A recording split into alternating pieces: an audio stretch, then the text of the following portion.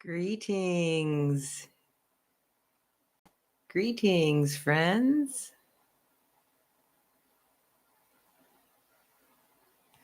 Okay, we are live.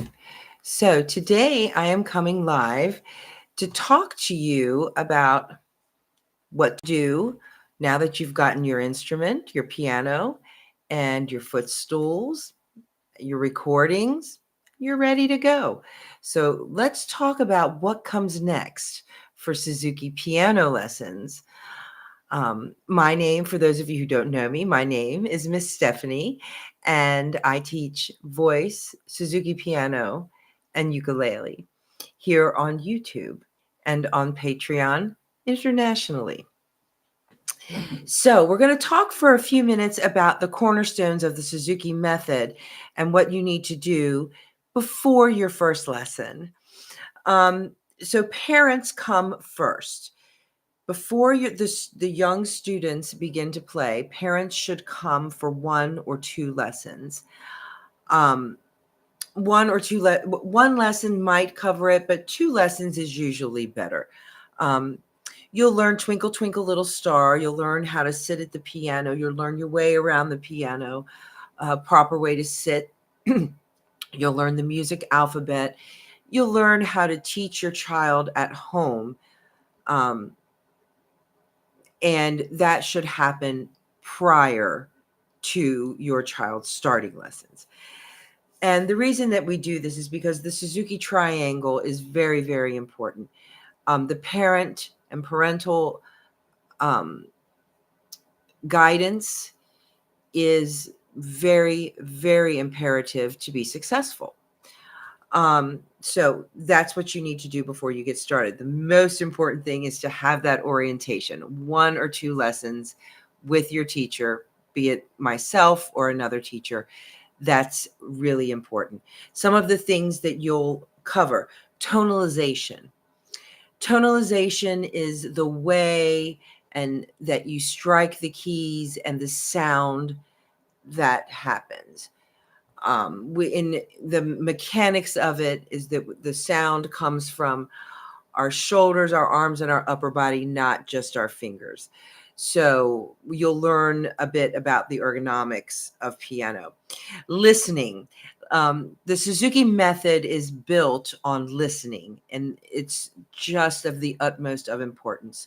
So having listened for at least a good month before you start, developing that habit of having the recording playing in the background, going to classical concerts, listening to other types of classical music in the background. For beginners' ears, for young children, they really do well with Baroque music, music from the Baroque and classical periods. There's fewer, the chord progressions are easier for their ears. So I would start there. Repetition. Get ready to repeat. We repeat small sections. We repeat entire pieces. Dr. Suzuki believed, as do I and all Suzuki teachers, that you raise your ability with pieces you know. And what that means is you memorize, memorize, memorize, and your ability is raised through pieces that you've been playing for a long time. They're constantly getting fine-tuned and polished as you're adding pieces on, and your repertoire grows and grows and grows. One of the biggest differences that between Suzuki method and, say, sitting down for a traditional piano lesson is that the student is going to learn from what they already know in their ear. Very much like, well, exactly like you learn language as a child. They don't learn to read before they learn to speak. So that's the same way we do the method. The Suzuki method is based in the very same way. So listening is really important. Get that going. Repetition. We will do things over and over. So shouldn't be a big deal. We make a game out of it. A lot of times we'll roll the dice, or how many fingers I have up. We'll do things like that. Step by step. We teach in very small segments, and we add on to those segments. We will learn a lot of the melodies in the right hand before we add the harmonies in the left hand. A lot of teachers will go through the entire book. I typically will go up to Little Playmates and Mary. We learn those hands together, as well as Honeybee and Lightly Row and some others in the book. But we go through a lot of the book right hand, really solidifying the melody in the right hand before we add the left hands. Your teachers, whoever you choose as your teacher, should be accredited in the Suzuki method. They should have taken the courses, not just a college degree. There are courses that you have to take to be accredited, and you can go to the SAA, that's the Suzuki Association of the Americas. You can go to their website and find out if your teacher is accredited, and you can find teachers in your area, or you can study with someone like me who is online 100%. I think that pretty much covers everything.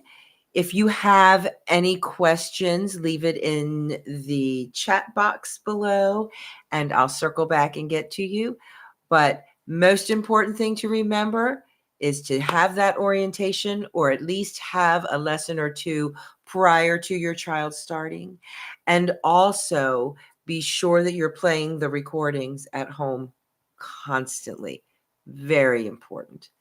Okay, we'll see you at lessons. Bye, everyone.